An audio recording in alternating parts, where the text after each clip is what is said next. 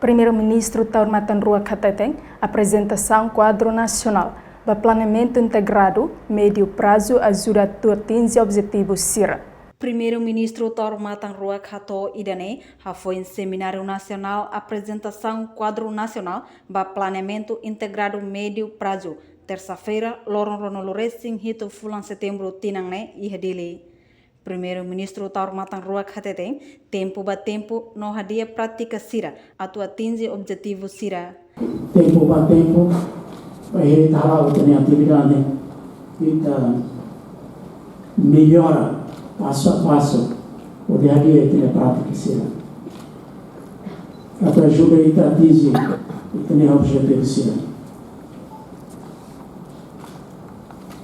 Para visita pode ser até Tina Hirani larang kita governo harus esforço para atuar a reforma.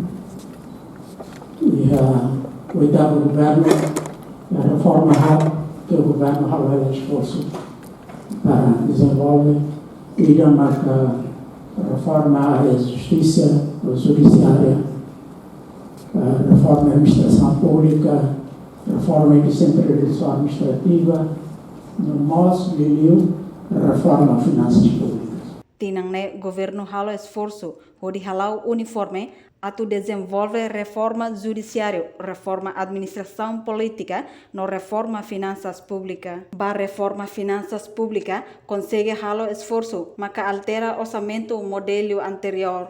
Primeiro-Ministro Taurmatan Rua mos agradece ba reforma finanças CIRA. Primeiro-Ministro mos explica aspecto ida importante maka planeamento. A reportagem Sabina Sansa, Marquita da Silva, Televisão Timor-Poste.